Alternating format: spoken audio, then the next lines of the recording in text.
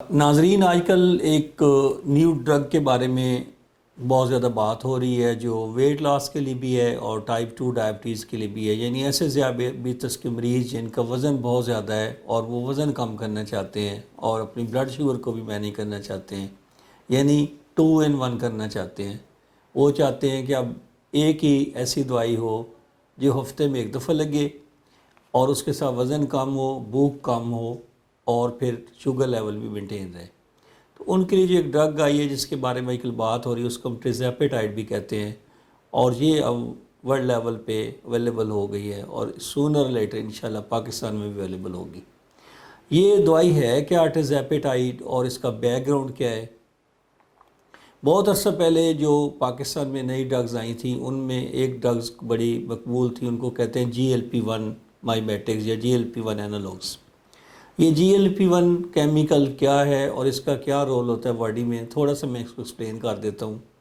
GLP-1 ایک ایسا chemical ہے جو اب آپ خوراک لیتے ہیں اور اس میں شوگر کا کانٹینٹ بھی لیتے ہیں تو آپ کی انتڑیوں کے اندر سے کچھ کیمیکل نکلتے ہیں جو آپ کے جسم میں 3 کام کرتے ہیں۔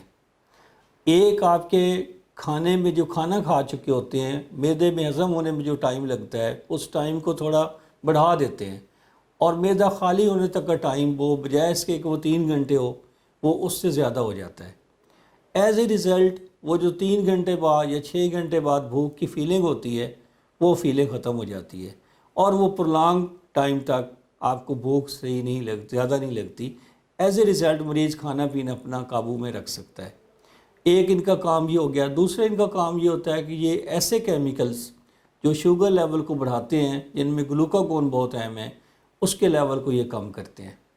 اور تھرڈ نمبر پہ جتنا گلوکوز لوڈ آیا ہوتا ہے، جتنا شوگر کا آپ نے مقدار کھائی ہے، اس کے مطابق انسولین کو ریلیز کرا دیتے ہیں۔ اب یہ 3 ایکشن جو کیمیکل کرتا ہے اس کیمیکل کو ہم کہتے ہیں GLP-1۔ اس کے ساتھ ہی ایک اور کیمیکل جس کو ہم GIP کہتے ہیں، گیسٹرک انہیبیٹری پیپٹائڈ کہتے ہیں، وہ بھی ریلیز ہوتا ہے۔ اچھا، گیسٹرک انہیبیٹری پیپٹائڈ بھی اس کے ساتھ ہی کام کرتا ہے، لیکن اس کا کام گلوکاگون کو سپریس کرنا نہیں ہوتا، وہ باقی اس کے کام سملر ٹو GLP-1 ہوتے ہیں، ملتے جلتے ایکشنز ہوتے ہیں۔ یہ دونوں کیمیکلز کے بیلنس کی وجہ سے ہمارے جسم کا ویٹ بھی مینیج رہتا ہے، ہمارے جسم کی انسولین بھی مینیج رہتی ہے اور ہمارے جسم کو بلڈ شوگر لیول بھی مینیج رہتے ہیں۔ اس سب سے پہلے جو پاکستان میں اس حوالے سے کیمیکل آیا تھا اس کا نام تھا لیراگلوٹائڈ، اور وہ ڈیلی کا ایک انجیکشن تھا، لوگ روزانہ ایک انجیکشن لگاتے تھے، اس کی وجہ سے انسولین کی ریکوائرمنٹ بھی کم ہو جاتی تھی، اس کی وجہ سے آپ کے بلڈ شوگر لیول بھی بہتر ہوتے تھے اور ویٹ کے اوپر بھی اس کا اچھا ایفیکٹ تھا۔ جب آپ کا ویٹ کے اوپر اچھا ایفیکٹ آتا ہے، ویٹ کم ہوتا ہے، تو آپ کے ہارٹ کے اوپر اچھے ایفیکٹس آتے ہیں، یعنی آپ ہارٹ کے جو کمپلیکیشنز ہو رہی ہوتی ہیں، جو ہارٹ کے اوپر برے اثرات آ رہے ہوتے ہیں ڈائبٹیز کے، ان سے بھی آپ محفوظ ہونا شروع ہو جاتے ہیں۔ دوسرا جو کیمیکل اس کے حوالے سے آیا وہ ویکلی انجیکشنز آنے شروع ہو گئے۔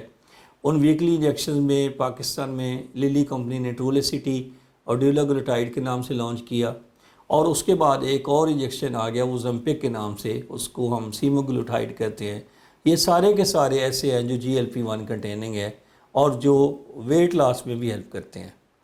اب ان ساروں میں جو ایک چیز تھی وہ یہ تھی کہ یہ سارے GLP-1 کنٹیننگ تھے، اور اگر ان کے ساتھ بلڈ شوگر لیول لو ہو جاتا تھا تو وہ پھر لو ہونے کا، اگر وہ 7 دن ایکشن رکھتے ہیں تو ان دنوں میں زیادہ دفعہ شوگر لو ہونے کا امکان ہوتا تھا۔ ابھی جو ایک نیا کیمیکل بنایا گیا جس کو ہم ٹریزیپیٹائڈ کہتے ہیں، اور جو باہر اویلیبل ہے وہ بھی انجیکشن کی فارم میں ہے اور ہفتے میں ایک دفعہ لگتا ہے۔ اس انجیکشن کا پرپز یہ ہے کہ جب بلڈ شوگر لو ہو رہی ہو تو ایسے کیمیکل ایکٹیویٹ ہو جائیں جو گلوکاگون لیول کو بڑھا دیں اور اس کو بلڈ شوگر لیول کو کور کر لیں۔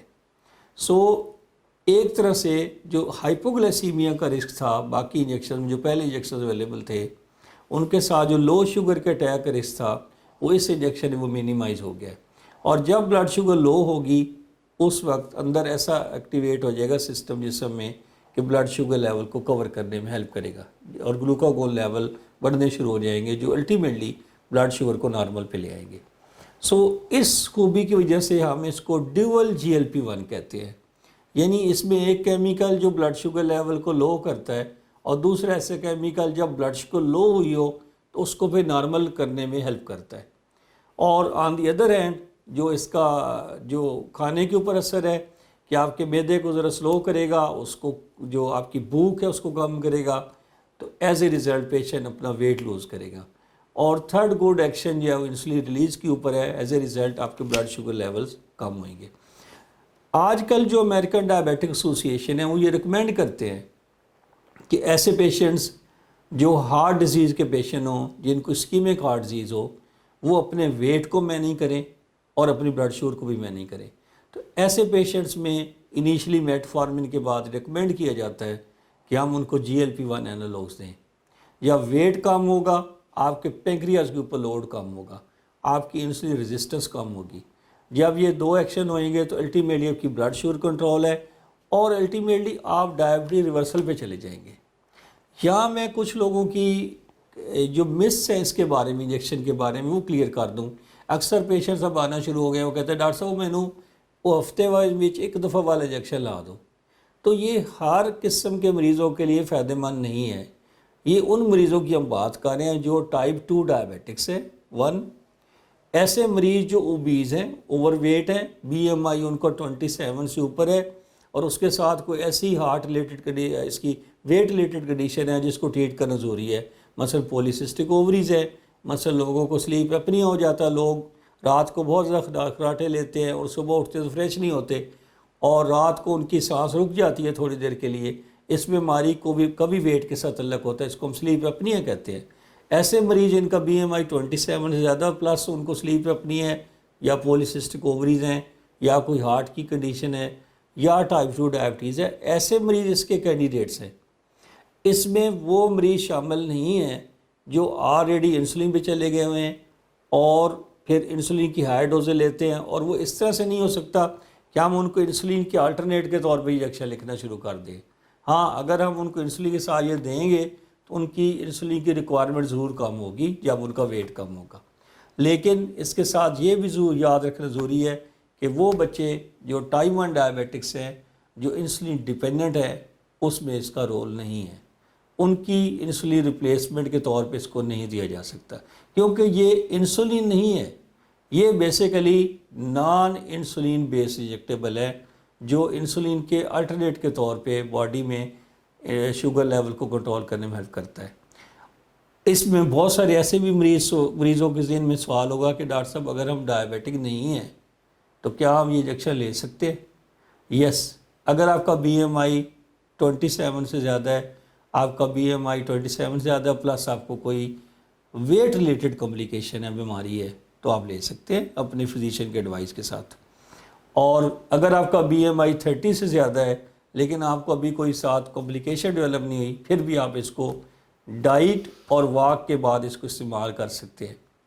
کتنا ویٹ اس کے ساتھ لوز ہوتا ہے؟ دیکھا گیا کہ جب اس کی ڈوز 15 mg تک یوز کی گئی تو ٹوٹل باڈی کا 14% ویٹ لاس ہوا، جو کہ کافی ریزنیبل ویٹ لاس ہے. 10% ویٹ لاس بھی ہو تو انسان کو کافی فرق پڑ جاتا ہے، بلکہ ہماری جو میٹابولک کنڈیشنز ہیں ان کو تو آپ جسٹ 2% بھی ویٹ لوز کرتے ہیں تو کافی فرق پڑنا شروع ہو جاتا ہے. 14% کی فگر اس حساب سے بہت اچھی ہے. تو یہ کچھ باتیں تھیں جو آپ کو ٹیزیپیٹائٹ کے حوالے سے بتانی تھی. آئی ہوپ آپ اس کے بارے میں مزید کوشچن کرنا چاہیں گے تو آپ کمنٹس میں لکھیں گے، ہم آپ کو اس کا جواب دیں گے. Thank you so much.